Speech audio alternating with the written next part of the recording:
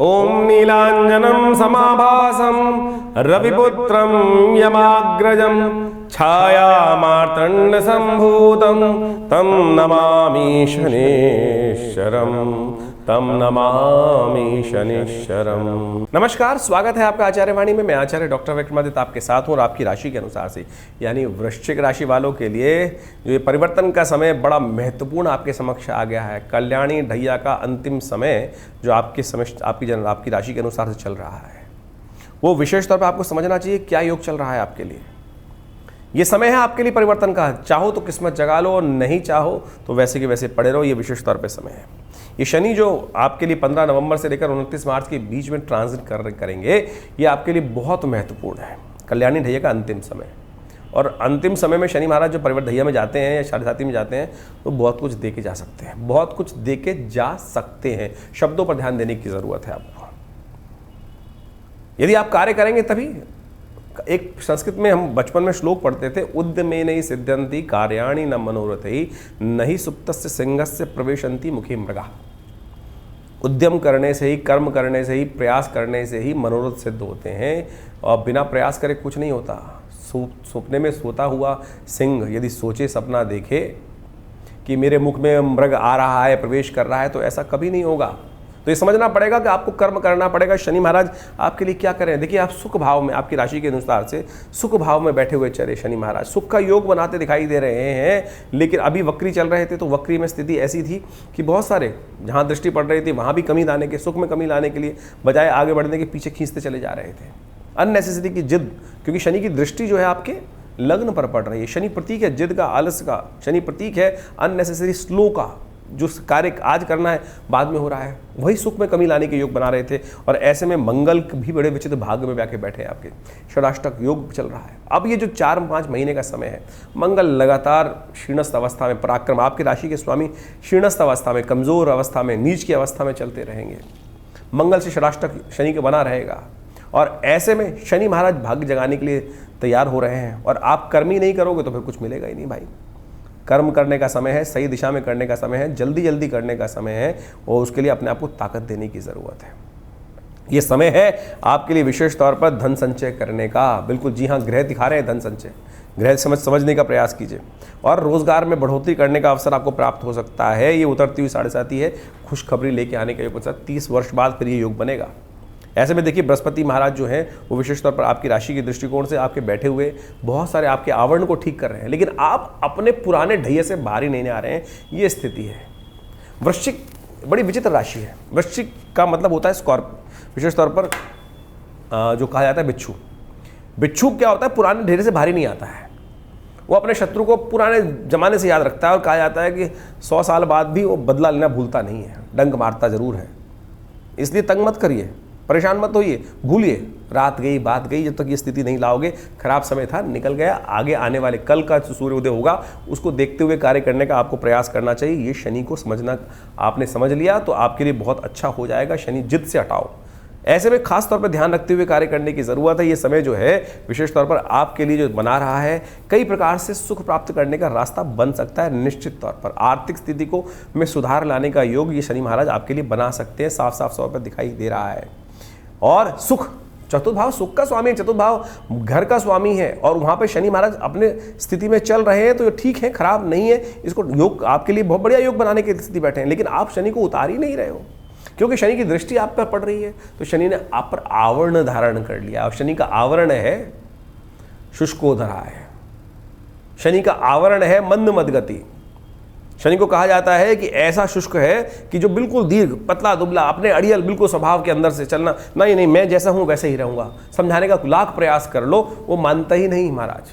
ढेर ढाक के 3 पात वाली स्थिति शनि के साथ है। वही स्थिति आपकी राशि के दृष्टिकोण से शनि ने बना रही। उस ढाक के 3 पात की स्थिति को बुद्धि से, ज्ञान से, गुरु कृपा से हटाने की जरूरत है। समझा रहा हूं क्यों, समझा रहे क्यों, समझ लीजिए।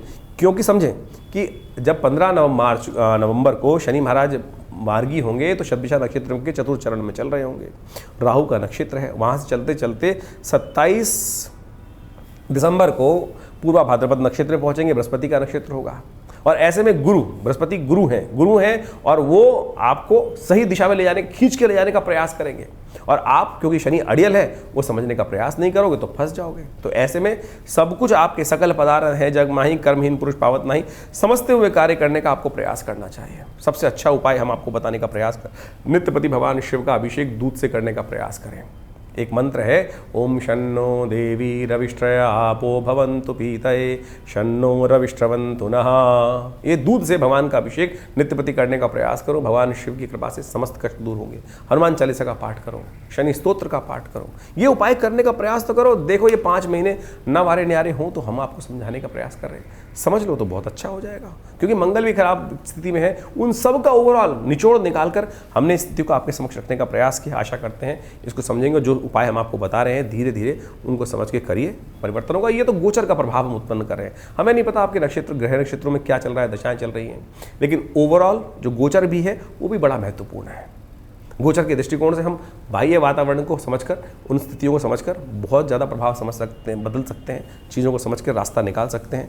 और आपकी जन्मपत्री में क्या चल रहा है उसके लिए आप विशेष तौर पर समझकर अपॉइंटमेंट लेकर समझ के रास्ता निकालने का रास्ता बनाइए। जो उपाय बताए हैं उनको करिए और समझ लीजिए इन मंत्रों को कैसे जप करना है आपको। देखिए शनि महाराज का प्रभाव बड़ा विचित्र होता है, और जैसा आप शनि महाराज ट्रांजिट में जा रहे हैं तो ऐसे में ध्यान रखना चाहिए कि शनि का जो ट्रांजिट होता है, जो बदलाव का पीरियड होता है, जो विशेष तौर पर बदलने का समय आ रहा है, क्योंकि मार्च के अंदर 29 मार्च को शनि महाराज बदल जाएंगे। और शनि महाराज विशेष तौर पर ऐसे में कई बार नक्षत्र परिवर्तन का योग भी, जैसा हमने आपको बताया, बृहस्पति के राहु के नक्षत्र से निकलकर बृहस्पति के नक्षत्र में जाएंगे, शतभिषा नक्षत्र से निकलकर विशेष तौर पर पूर्वा भाद्रपद नक्षत्र में भी जाएंगे, और उसके बाद 29 मार्च को वो राशि परिवर्तन कर लेंगे। बीच में शनि अस्त भी होंगे। तो ऐसे में ये सारे ट्रांजिट विशेष तौर पर पड़ रहे हैं। ऐसे में आपको लगातार शनि के जो उपाय बन सकें वो अवश्य करने का प्रयास करना चाहिए। शास्त्र में दृष्टिकोण में कई प्रकार के उपाय शास्त्र में वर्णित हैं, वो ऐसे अद्भुत हैं कि जो अवश्य शनि के तमाम कष्टों को दूर करने के योग बनाते हैं। ऐसे में बड़ी विचित्र स्थिति हो गई है कि हर व्यक्ति ने आज की तारीख में हर चौराहे पर शनि के मंदिर बनाने की परंपरा बना दी है। भारतीय संस्कृति में शनि के मंदिर बनाने की कभी परंपरा इस प्रकार से रही नहीं, लेकिन आज क्या हुआ है, हर चौराहे पर इस कलयुग में जो मंदिर बनने शुरू हो गए हैं शनि के। हमारे पंचदेव उपासना की ही विधि शास्त्र में बताई गई है। तो आज जो हर चौराहे पर तेल एकत्र करने के लिए स्थिति बन गई है, वो शनि का उससे कुछ लेना देना नहीं है।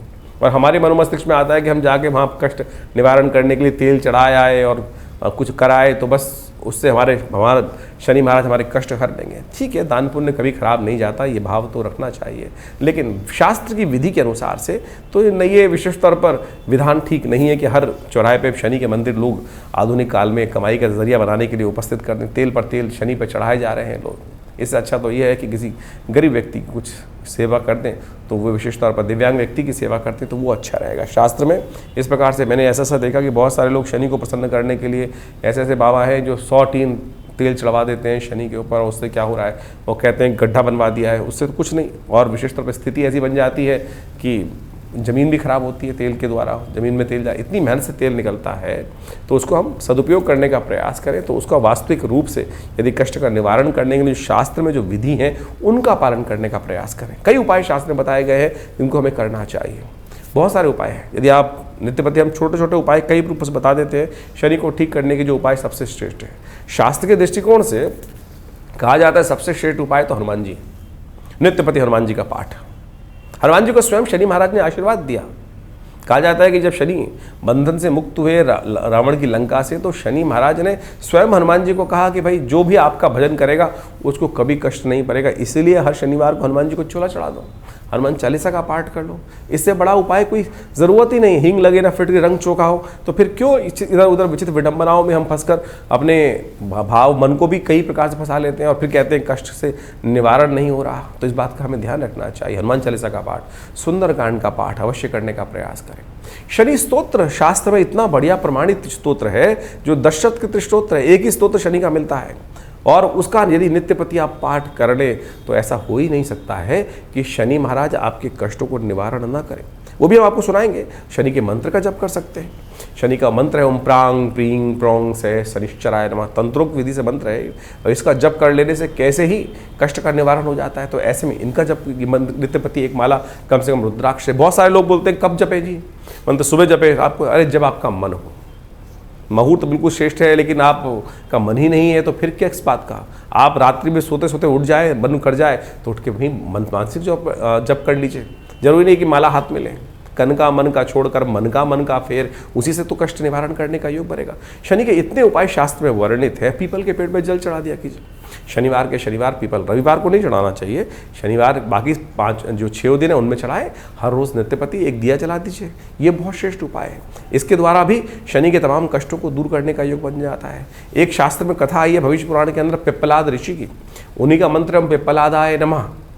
और कहा जाता है कि जब पिप्पलाद ऋषि विशेष तौर पर जब जन्म से ही जिस प्रकार से कष्ट में आए, तो उन्हें जब पता चला कि किस कारण से हुआ, तो शनि की दशा के कारण से हुआ, तो उन्होंने आकाश में दृष्टि डाली अपनी साधना तप से। तो कहा जाता है कि शनि महाराज जमीन पर आकर पड़े, उसी दिन से शनि पंगु हो गए, शास्त्र के दृष्टिकोण से कहा जाता है। और जब ब्रह्मा जी वहाँ उपस्थित हुए तब उन्होंने शनि को पूर्वत करने के लिए ऋषि पिप्पलाद से विशेष तौर पर आग्रह किया, तो ऋषि ने पुनः उनको स्थापित किया। लेकिन शनि को कहा गया कि इस दिन से जो महाराज पिप्पलाद की कथा सुनेगा, भविष्य पुराण में आई, और जो उनका मंत्र जप करेगा ओम पिप्पलादाय नमः, और पीपल के पेड़ का पूजन करेगा, उस पर शनि कभी रुष्ट नहीं होंगे। शास्त्रों विधि के अनुसार से पुराणों में ये कथाएं वर्णित है, आपको इनको समझने का प्रयास करना चाहिए। लेकिन आज समाज लोग जो है, कोई नीलम पहन रहा है, ऐसी स्थिति बना दी है कि 10-10 लाख 15-15 लाख हजार रुपए के नीलम लोग पहनाए जा रहे हैं किसी ना किसी को, और पता नहीं कौन सा जेन्युइन पत्थर है। आज की तारीख में तो विशेष तौर पर ऐसी मशीन्स आ गई हैं कि जो क्रिस्टल, नॉर्मल क्रिस्टल को, नॉर्मल पत्थर को भी, स्फटिक पत्थर को भी और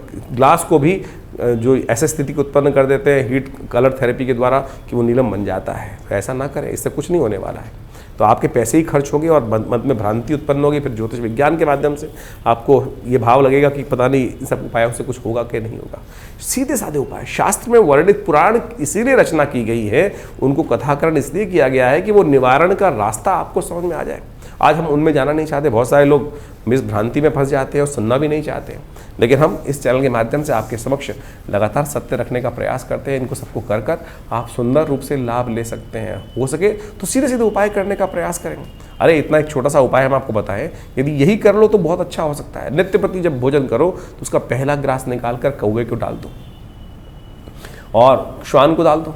ये उपाय, पहला ग्रास जो दिन में भोजन आप पहली बार कर रहे हैं, ओम प्रांग प्रींग प्रौंग से शनिश्चराय नमः इस मंत्र को कहते हुए श्वान को या काक को डाल दीजिए, कौवे को डाल दीजिए, कुत्ते को या डाल दीजिए। ये एक बहुत सुंदर उपाय है, कुछ करने की आवश्यकता और है ही नहीं। यदि यही कर लो तो इससे ही शनि के बहुत सारे कष्टों को निवारण करने का रास्ता निकल। करना नित्यपति चाहिए, नित्यपति एक विश्वास के साथ, श्रद्धा के साथ यदि करोगे तो बिल्कुल कष्ट निवारण करने का योग बनेगा। ये 4-5 महीने शनि का जो योग चल रहा है विशेष तौर पर, ये आपको हमने जैसा बताया उसमें अवश्य ये इन उपायों को कर कर आप शनि के कष्टों को दूर कर सकते हैं। शनि का यंत्र शास्त्रोक्त है, उसको अपने घर में स्थापना कर सकते हैं। और कहा जाता है कि जो 19,000 मंत्र से जप करा हुआ शनि का स्तोत्र है, वो जो शनि का यंत्र है, वो विशेष तौर पर समस्त कष्टों का निवारण करने का योग अद्भुत रूप से बना देता है। तो ये अवश्य करने का प्रयास कीजिए। ये समस्त उपाय शास्त्र में वर्णित है और इससे आपको लाभ ही प्राप्त होगा, कष्टों का निवारण करने का योग ही बनेगा। अब शनि स्तोत्र सुन लीजिए किस प्रकार से जप करना है। यदि आप इसको श्रवण भी कर लें तब भी आपके लिए बहुत सुंदर योग बनेगा, कष्टों का निवारण करने का योग बन सकता है बहुत सुंदर तरीके से। तो हम अब शनि स्तोत्र का पाठ आपके लिए करने जा रहे हैं और सुंदर रूप से इसको श्रवण करते हुए आप इसका यदि नित्यपति पाठ करेंगे तो हमारा एक विश्वास है, हमने हजारों लोगों पर देखा है और शनि के तमाम दुष्प्रभावों को दूर करने के लिए अद्भुत रूप से लाभ देता है। तो ये शनि स्तोत्र है अद्भुत रूप से, जो दशरथ कृत शनि स्तोत्र है। शास्त्र में कहा जाता है कि जब देवासुर संग्राम में महाराज दशरथ जा रहे थे भाग लेने के लिए, तो रास्ते में शनि के दर्शन हुए, रथ पे आरूढ़ थे। तो उसमें भगवान दशरथ जी ने शनि महाराज के दर्शन किए और शनि का दर्शन करें तो उनकी प्रार्थना उसी रूप में की गई, वो इस प्रकार से है। वही शनि का स्तोत्र कहा जाता है और कहा जाता है इस स्तोत्र का यदि एक बार भी पाठ कर ले नित्यपति तो कैसी शनि की 7.5 हो, शनि की दशा हो, ढैया हो और कैसा ही गोचर में दुष्प्रभाव हो, उन सब से निवारण करने का रास्ता बन जाता है। तो आप श्रवण करें, देखिए इसका नित्यपति पाठ करें तो बहुत अद्भुत रहेगा। ओम नमः कृष्णाय नीलाय शितिकंठ निभाय च नमः कालाग्निरूपाय कृतांताय च वै नमः। नमो निर्मांस देहाय दीर्घशंस जटाय च नमो विशाल नेत्राय शुष्कोधर भयाकृते नमः पुष्कल गात्राय स्थूल रोमणे अत वै नमः। नमो दीर्घाय शुष्काय कालम दृष्ट नमोस्तुते। नमस्ते कोडराक्षाय दुर्निरीक्षाय वै नमः। नमो घोराय रुद्राय भीषणाय कपालिने नमस्ते सर्वभक्षाय बलिमुख नमोस्तुते सूर्यपुत्र नमस्तेस्तु भास्करे भयदाय च अधोदृष्टे नमस्तेस्तु संवर्तक नमोस्तुते नमो मंदगते तुभ्यं निरस्तंशाय नमोस्तुते तपसा दग्ध देहाय नित्यं योगरताय च नमो नित्यं क्षुधार्ताय अतृप्ताय च वै नमः ज्ञानचक्षो नमस्तेस्तु कश्यपात्मजसूनवे तुष्टो ददासि वैराज्यं रुष्टो हर्षि तत्क्षणात् देवासुरमनुष्याश्च सिद्धिविद्याधरोरगा त्वया विलोकिता सर्वे नाशं यान्ति समूलता प्रसादा कुरु मे देव वराहोऽहम् उपागता एवं मस्तु तदा सौरिग्रहराजो महाबला। ये छोटा सा शनि स्तोत्र है, कितनी देर लगेगी? यदि नित्यपति इसका एक बार पाठ श्रवण भी कर लें या आप इसका नित्यपति एक बार पाठ भी कर लें तो कहा जाता है कि शनि के तमाम कष्टों का निवारण करने का योग बन जाता है। हमने विवेकानंद योगाश्रम में इस शनि स्तोत्र का नित्यपति यज्ञ करने की सुंदर व्यवस्था बनाई है और आज करीब करीब 50 वर्षों से नित्यपति यज्ञ चलता ही है। आप भी इन समस्त कार्यक्रमों में भाग ले सकते हैं जो समय समय पर हमारे कार्यक्रम होते हैं। हर रविवार को इस समय शनि के इस नेगेटिव प्रभाव को दूर करने के लिए, शुभ प्राप्त करने के लिए हमारे यहाँ हर रविवार को बड़ा नवग्रह शांति महायज्ञ चल ही रहा है। आप उसमें स्वयं सम्मिलित हो सकते हैं अपने ग्रहों को शांति करने के लिए, बहुत सारे रास्ते प्राप्त करने के लिए। नित्य रविवार को होने वाले इस सामूहिक यज्ञ में, वैसे तो नित्यपति आश्रम में हर रोज़ 8 घंटे यज्ञ होता है, रविवार वाले दिन ये यज्ञ की विशेष व्यवस्था रहती है। आप इसमें स्वयं भी भाग ले सकते हैं। सुबह 8 बजे से लेकर करीब करीब 10 बजे तक भंडारा के साथ एक नित्यपति रविवार के कार्यक्रम चलते ही हैं। विवेकानंद योगाश्रम दिल्ली में स्थित है, जमुना पार में और लक्ष्मी नगर क्षेत्र में, और ये आश्रम पिछले करीब करीब 50-60 सालों से कार्य कर रहा है। एक बहुत बड़ा हॉस्पिटल भी है यहाँ पर। योग, प्राकृतिक चिकित्सा, आयुर्वेद का सुंदर कार्य किया जाता है। माँ भगवती का सुंदर श्री विग्रह यहाँ विराजमान है जो 1947 में मुल्तान से आया।